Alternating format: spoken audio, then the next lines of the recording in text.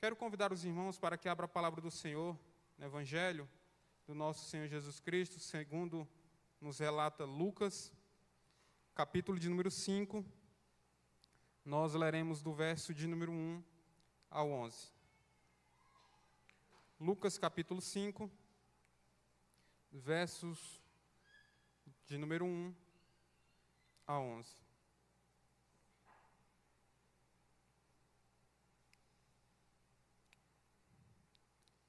Está projetado aí, você pode acompanhá-lo pela projeção, mas é importante que você também acompanhe na sua própria Bíblia. Então, Lucas, capítulo de número 5, dos versos 1 ao 11. Amém? Assim diz a palavra do Senhor. Aconteceu que, ao apertá-lo a multidão para ouvir a palavra de Deus, estava ele junto ao lago de Genezaré. Viu 2 barcos junto à praia do lago, mas os pescadores, havendo desembarcado, lavavam as redes. Entrando em um dos barcos, que era o de Simão, pediu-lhe que o afastasse um pouco da praia, e assentando-se, ensinava do barco as multidões.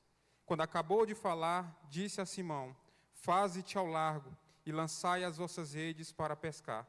Respondeu-lhe Simão: mestre, havendo trabalhado toda a noite, nada apanhamos, mas sob a tua palavra lançarei as redes.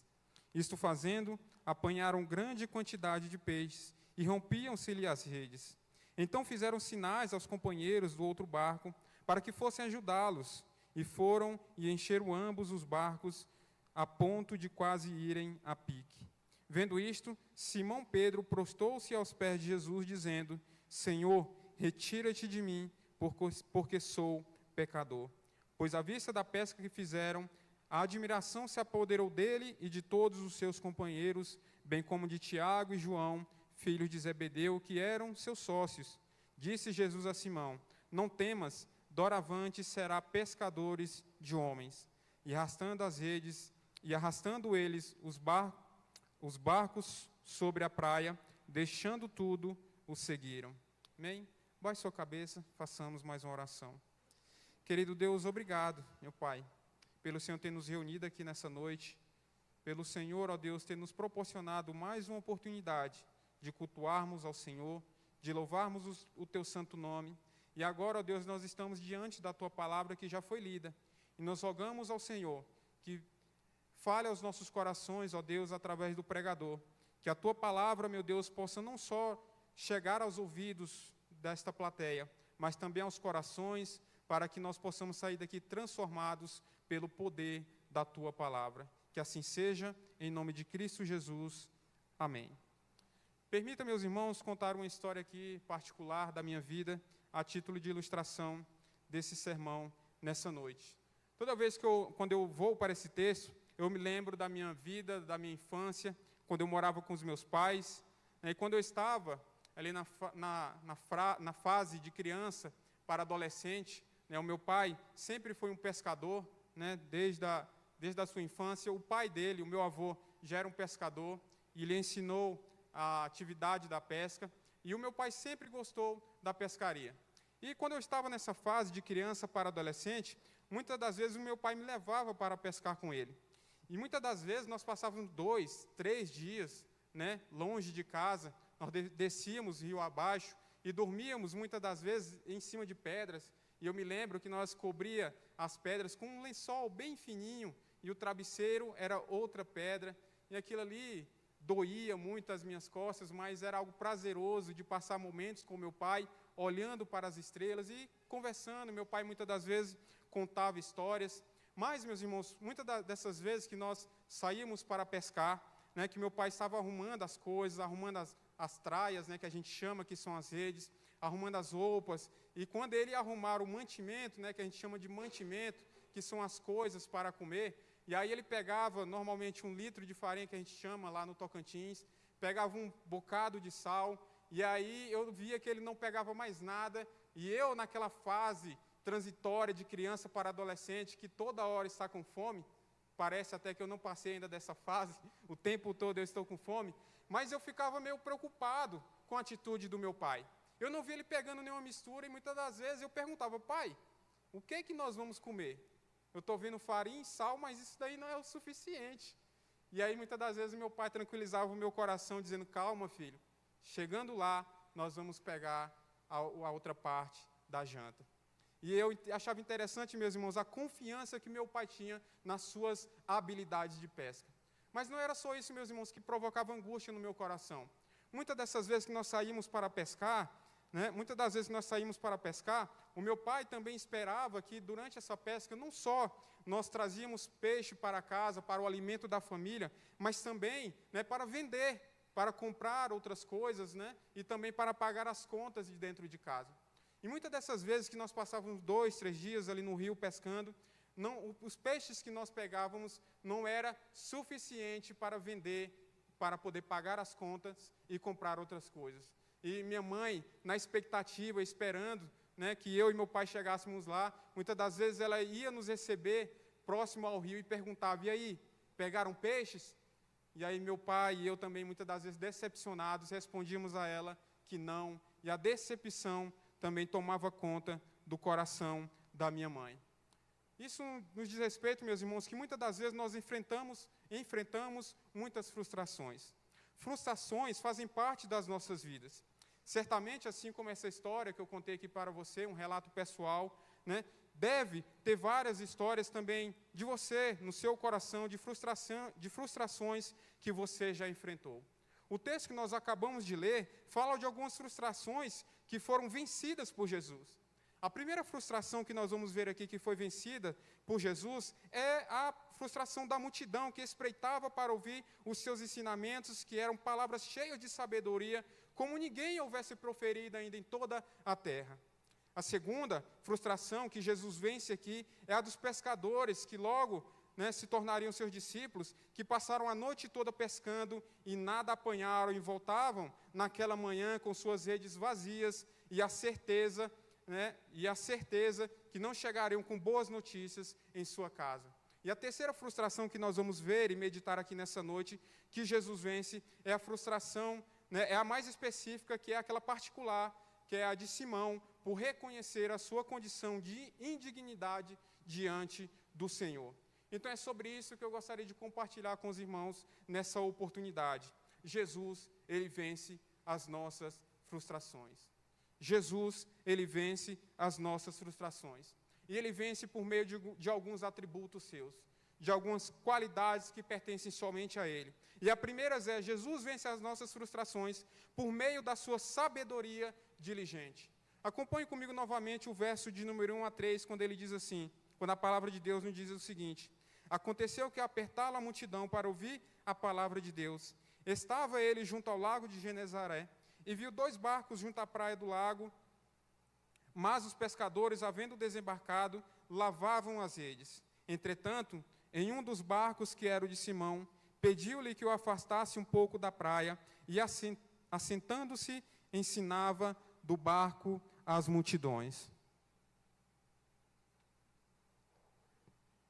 Note bem aqui comigo, meus irmãos, que a multidão estava ansiosa para ouvir Jesus. E a multidão apertava mais e mais. Alguns talvez já frustrados por não estarem conseguindo ouvir os ensinamentos de Jesus.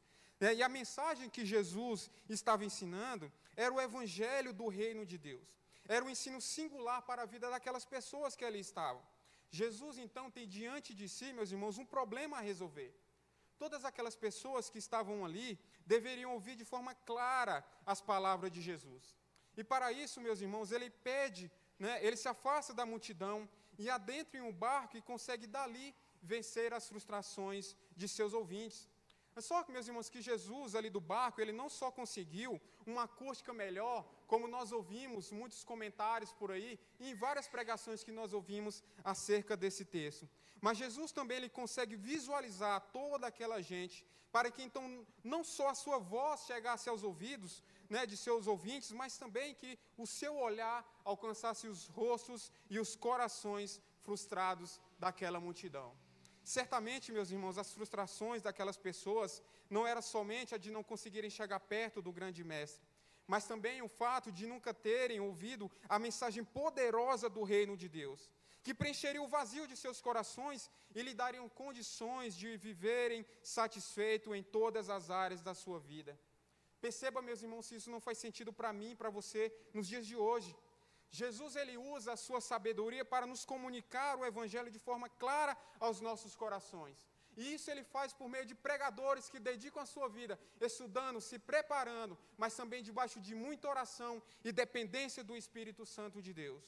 Mas não só de forma clara e audível, mas também de uma maneira poderosa, ao ponto, meus irmãos, dos seus ouvintes, preliminares, e de nós também percebermos que as frustrações de nunca termos encontrado algo que preenchesse o vazio do nosso coração, não passaram de simples perca de tempo para aquelas pessoas e para nós nos dias de hoje também.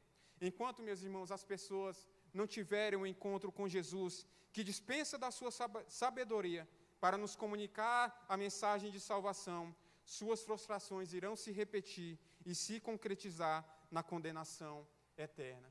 Percebam, meus irmãos, que aquela multidão apertava Jesus, o povo apertava Jesus, alguns com desejo de ouvir a verdade, outros em busca de satisfazerem os seus desejos. Percebam, meus irmãos, se não é assim que acontece nas nossas igrejas nos dias de hoje. A multidão está dividida. Alguns estão desejosos de ouvir a verdadeira mensagem poderosa do Evangelho, que é capaz de transformar as nossas vidas, enquanto outra parte da multidão, nos dias de hoje, estão preocupadas em buscar em que Jesus satisfaça os seus próprios desejos. Note, meus irmãos, se não é assim nos nossos dias. Muitos estão apertando Jesus para que satisfaça as suas vontades. As suas decepções e frustrações pessoais são a causa de muitas igrejas estarem lotadas. Não é assim, meus irmãos, que nós vemos? Muitas igrejas abarrotadas de pessoas em busca dos seus próprios desejos, de serem satisfeitas, os desejos dos seus próprios corações. Muitas pessoas, meus irmãos, hoje querem estar perto de Jesus, para que Jesus os livre das frustrações que fazem parte da nossa vida enquanto aqui neste mundo. Não foi o nosso próprio Senhor Jesus quem disse: no mundo tereis aflições, mas tende o bom ânimo? Isso nos leva a refletir, meus irmãos, que as aflições, muitas das vezes, vai nos levar a enfrentar as frustrações e as decepções que nos esperam durante a nossa vida. Mas, meus irmãos, muitas pessoas são despertadas pelo Espírito Santo para desejarem ouvir Jesus, encontrar a vitória sobre a maior de suas frustrações, que é a boa notícia da salvação. Jesus, meus irmãos, fazia de qualquer lugar um púlpito para alcançar os corações. O poder de transformar as vidas daquelas pessoas estava em sua sabedoria, em lhes comunicar o Evangelho. Jesus, meus irmãos, vence as nossas frustrações, não só com a sua sabedoria diligente, mas também com o seu extraordinário conhecimento. Com o seu extraordinário conhecimento. Esse é o segundo ponto da nossa mensagem nessa noite. Jesus vence as nossas frustrações, não só com sua sabedoria diligente, mas também com seu extraordinário conhecimento.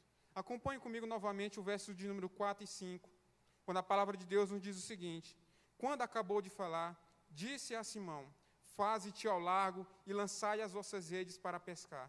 Respondeu-lhe Simão: mestre, havendo trabalhado toda a noite, nada apanhamos, mas sob a tua palavra lançarei as redes.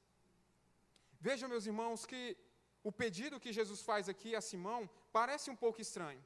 Em primeiro lugar, ele pede para que Simão afaste o barco, e leve um pouco para um lugar mais fundo.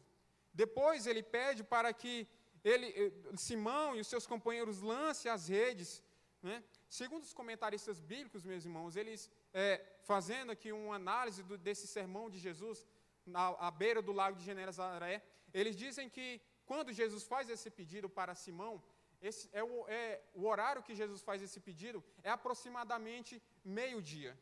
E como eu, que já pesquei com meu pai, tenho um pouco de conhecimento sobre pesca, eu sei que esse não é o melhor horário para a pesca, meio-dia. É o horário que os peixes estão descansando, escondidos em alguma moita, em algum lugar. E outra situação aqui também que chama a nossa atenção, o melhor lugar para se pegar peixe também, lançando as redes, também não é no fundo do mar. É em um lugar mais raso, em que os peixes ficam no fundo, ali andando pelo fundo da água. Então, meus irmãos, nós vamos perceber que o pedido que Jesus faz aqui, àqueles homens experientes, não tem nenhum sentido nas palavras de Jesus. Lançar as redes em água profunda no meio do dia parece um esforço inútil para aqueles pescadores. E agora nós estamos diante de uma situação aqui inusitada. Um carpinteiro ensinando pescadores profissionais a como pescar. Humanamente falando, meus irmãos, não há possibilidade disso dar certo. É por isso, meus irmãos, que as palavras de Pedro soa como palavras de um homem que tem uma visão limitada do que Cristo pode fazer. Ele diz, pescamos a noite toda, e nada apanhamos, mas porque tu o dizes, lançarei as redes. Pedro disse que a frustração já havia tomado conta do seu coração. Aqueles homens, pescadores profissionais, passaram a noite toda pescando e nada apanharam. Então, para Pedro, não fazia sentido lançar as redes naquele horário do dia e no fundo do mar. Mas Pedro diz, sobre a tua palavra lançarei as redes. É sobre a palavra de Cristo Jesus, meus irmãos, que nós devemos fazer todas as coisas. Nós devemos lançar as redes do Evangelho, é sobre a palavra de Deus. Não é com o nosso olhar, não é nós olharmos para o ponto de pregação no córrego do Arrozal e enxergá-lo como um campo difícil. Não, meus irmãos, mas sobre a palavra de Cristo Jesus, nós devemos lançar a rede. Se Jesus nos enviou para lá, nós devemos pregar o Evangelho. Portanto, meus irmãos, nós devemos obedecer à palavra de Deus. Por causa, meus irmãos, da sua natureza humana, de Simão, por causa da natureza de Cristo, Jesus também, que era humana, o seu conhecimento era limitado sobre pescaria, mas por causa da sua natureza divina, ele era onisciente. Ele sabia de todas as coisas. Jesus sabia onde os peixes estavam, como ele sabe onde os homens estão, e ele enviará os cristãos para lá, para pregar o Evangelho. É Jesus, meus irmãos, quem sabe onde estão aquelas pessoas que necessitam ouvir a pregação, ouvir a palavra de Deus. Nós não podemos descartar aqui também, meus irmãos, um outro atributo da natureza divina de Jesus, que é a sua onipotência. Ele tinha o poder de fazer com que aquele cardume se dirigisse para as redes. Certamente, meus irmãos, é isso que Jesus faz por meio da pregação fiel das Escrituras. É enviar pescadores para as suas redes. Jesus, meus irmãos, é poderoso para guiar os homens até a presença bendita de Deus Pai, como nós vemos lá em Mateus capítulo 11, verso de número 27. E ninguém conhece o Pai, senão o Filho, e a quem ele quer, a quem o Filho quer ou quiser revelar. Portanto, meus irmãos, o nosso trabalho é obedecer às ordens de Jesus e lançar as redes aonde ele mandar. E ele mesmo, meus irmãos, conduzirá para as redes seguras do Evangelho todos aqueles quem ele quer. O conhecimento de Jesus, meus irmãos, é extraordinário, porque ele conhece plenamente o Pai e conhece cada um daqueles que terão a bendita alegria de se relacionar de forma amorosa e profunda com o Pai. As frustrações, meus irmãos, daqueles pescadores foram vencidas pelo conhecimento extraordinário daquele homem que era carpinteiro, mas também era Deus. Jesus, meus irmãos, entrou na área de domínio daqueles homens. Eles eram profissionais da pesca. E Jesus entra na área específica daqueles homens para revelar o seu poder. Jesus, meus irmãos, pode até entender de pregação. Talvez era isso que Pedro estava dizendo ali para Jesus. Jesus, mestre, o Senhor até pode entender de pregação, de ensino. O Senhor é um grande mestre, mas de pesca quem entende somos nós. E às vezes é assim que nós tratamos Jesus. Muitas das vezes nós condicionamos a ação de Cristo Jesus na nossa vida. Jesus, o Senhor pode agir até aqui, mas daqui para frente eu conduzo, porque eu sou bom em fazer isso. Quando você vai por esse caminho, você está desprezando, meus irmãos, a onisciência e o poder transformador de Cristo Jesus na sua vida. Ele, meus irmãos, deve conduzir toda a sua vida, em todas as áreas da sua vida.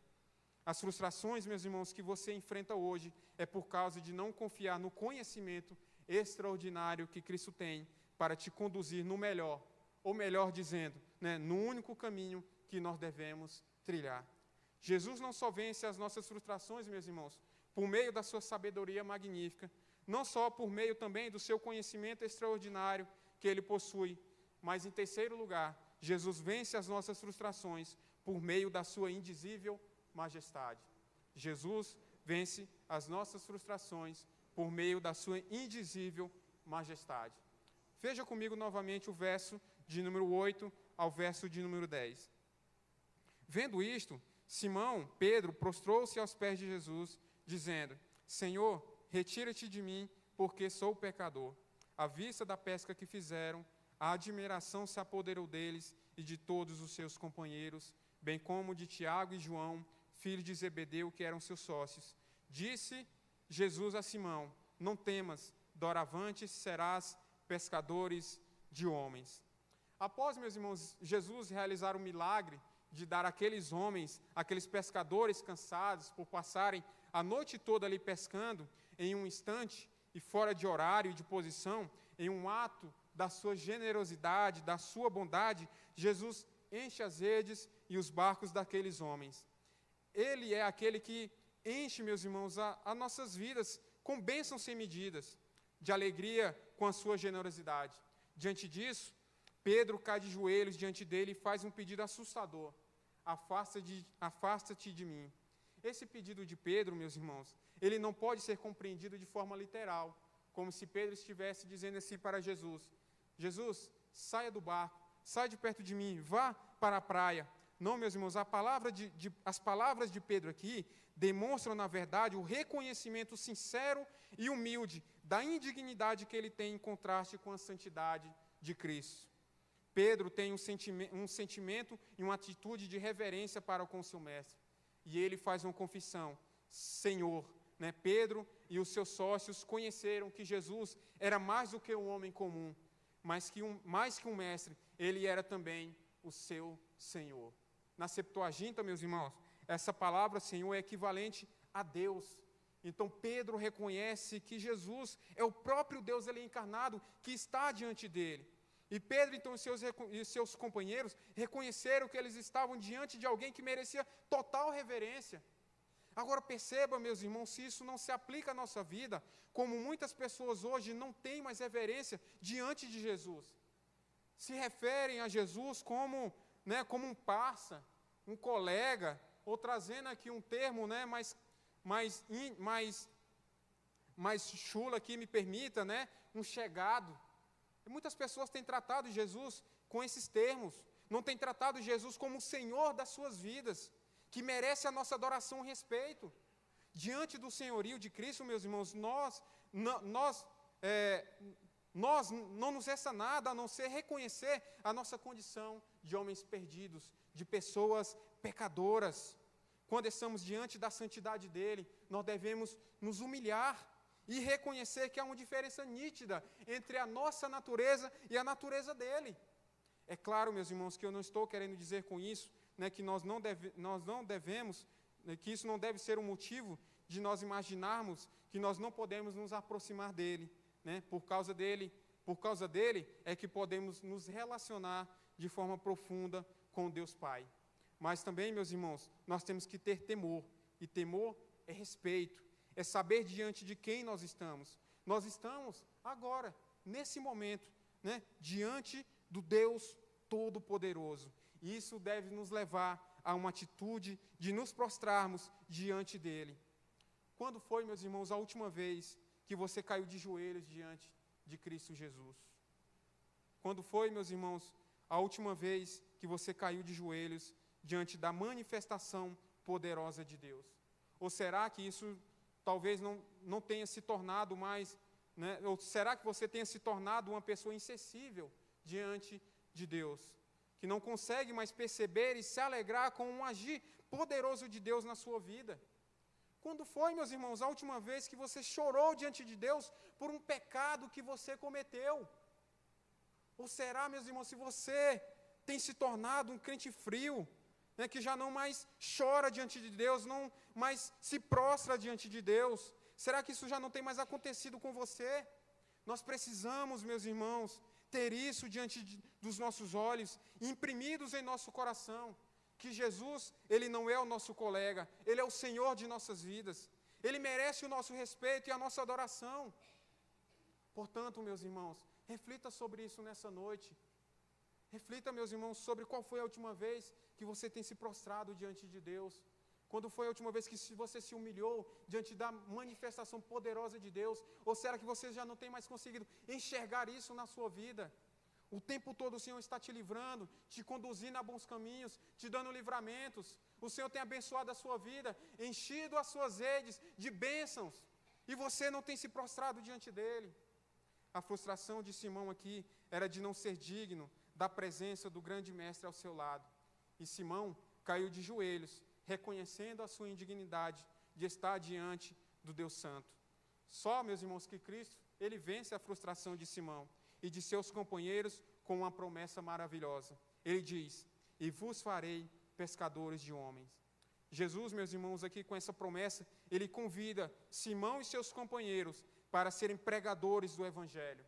A todos aqueles, meus irmãos, que Jesus manifesta a sua majestade, ele dá uma missão a realizar.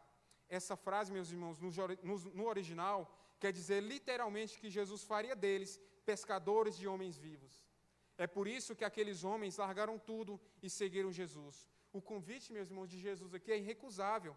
A mensagem poderosa que adentrou os corações de Simão e de seus companheiros naquela manhã, daqueles homens, era a mensagem que eles queriam, que outras pessoas também as ouvissem.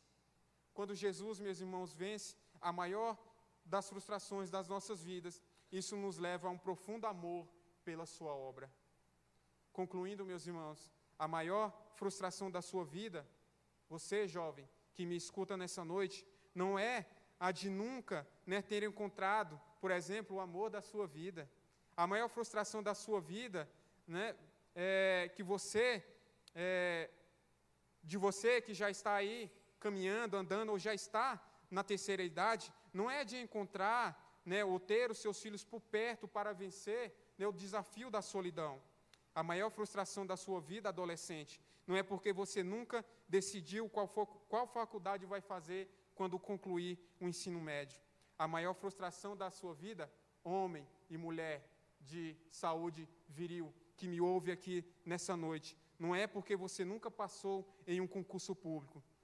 Até vocês, crianças, que estão aqui me ouvindo nessa noite, a maior frustração de vocês, talvez não é porque os seus pais não deixaram você dormir na casa de um colega, quando seu pai diz não, e você se entristece e sente a frustração no seu coração. A maior frustração da vida de todos vocês, é que vocês não encontraram satisfação em ter Cristo na vida de vocês, quando Cristo nos comunica a sua palavra por meio da sua sabedoria diligente, por meio do seu extraordinário conhecimento e por meio da sua indizível majestade, nós deixamos tudo para trás e seguimos o nosso Mestre. Nada, meus irmãos, neste mundo pode ser mais frustrante do que uma pessoa que vive para si, ao invés de viver para Cristo e sua obra. Portanto, meus irmãos, as frustrações que Cristo vence na nossa vida não são essas frustrações que volta e meia nós encontramos no nosso viver, mas sim o fato de nós não depositarmos total confiança no Senhor e entregarmos a nossa vida por completo e nos prostrarmos diante dEle, reconhecendo que Ele é o Senhor soberano sobre as nossas vidas. Amém?